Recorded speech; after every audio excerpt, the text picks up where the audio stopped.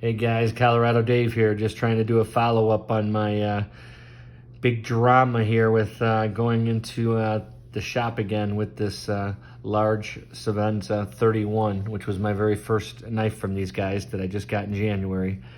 Took a second trip to the mothership and I just got it back. So I wanted to kind of give you guys an update on what they did and what they found, and that they did get it fixed, and I'm ecstatic, and that they turned it really, really quick.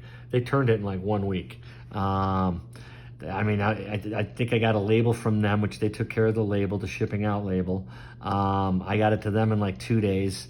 They worked on it for a day, and then I think they had it maybe 2 days max. They had it in their hands, and then they turned around and shipped it back to me in like a couple days. So it spent maybe a week away from me. So they did a great job of turning it. And I think they were sensitive to it, obviously, because it had been in the shop already and they knew it was coming back for a second time. So thank you, for, Chris Reeves, for noticing and doing your best to make this a better experience. So thanks for that. All right, getting back to it. What happened to this knife? What did I get done, etc.?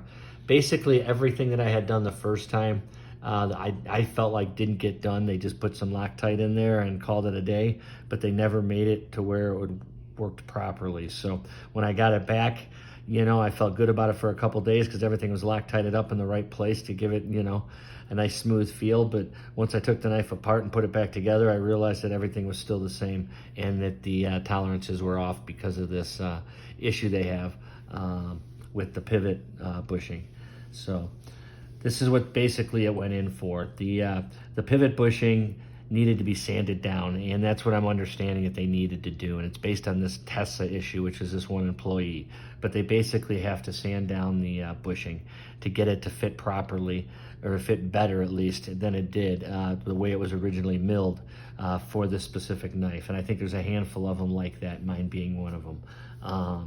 The other issue I was having is you couldn't screw down the pivot screw. You couldn't screw it down 100%. If you screwed it down 100%, then the knife was too tight and you couldn't open and close the knife. And so you'd only basically screw it down about 3/4 and put Loctite on there, which I wasn't happy doing. So I wanted to see if they could fix that problem as well, which they did.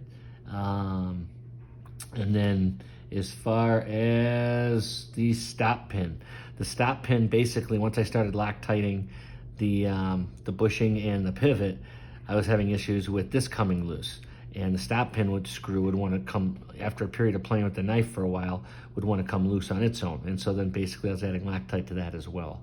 So my goal was basically to use no Loctite and to make sure that this knife worked properly without Loctite, and to see if they could make that happen. Long and short of it is they did make that happen. They did a great job. I worked with a gentleman in service / warranty named Kevin, who was phenomenal. And he walked me through it. He held my hand. He got me a label, a return label. Immediately got my knife back. He turned it in a matter of a couple days. He watched over the process the whole time. He said, when it was on the assembly line, when they were, playing with it and doing what they had to do, which again really came down to sanding the bushing and pivot so it would properly fit. And that's my understanding on that. But bottom line, these guys went way out of their way, and they did it in a very timely manner, which was greatly appreciated. And I just want to say thank you to Chris Reeve Knives and for their patience with me as well, but more importantly, that they got it right. And that they made this knife, the special knife that it was supposed to be, and that it now is. This thing is glassy, it's smooth, it's hydraulic, whatever you want to call it. I would say more glassy. I can definitely screw the pivot screw down 100% now, and I still get this action like this from the knife, which is just awesome. So needless to say, I'm very happy with the end result of how the knife finally turned out, and that I'm finally done with this whole experience.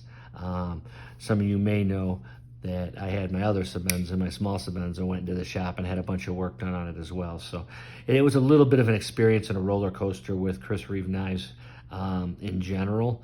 But I will tell you that they stood behind this knife, and they made this knife just a phenomenal knife. They ended up changing most of the parts of this knife out. It has a new blade, it has new washers, it has new pivot and bushing, it has new back on it.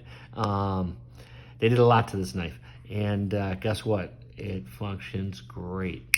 And so I'm very, very, very happy with it. But today we're here to talk about my large, and my large is just a thing of beauty as far as how it feels and how it breaks down in the hand. It just, no matter what position you're in, it just feels great. The actual hydraulic feel you do get from it, but because this knife is starting to get broken in a little bit, I would say it almost has a glassiness to it in addition to that hydraulic feel. But again, I guess what you would call your typical Chris Reeve knife as far as the way that they're made to feel like that. The biggest difference on this knife is I have my own edge on this, and I do like my edge. I keep about a 16.5 to 17 degree angle on that, and that is mirrored, and it is slicey. Very, very slicey because of that hollow grind. So I'm very happy with that as well.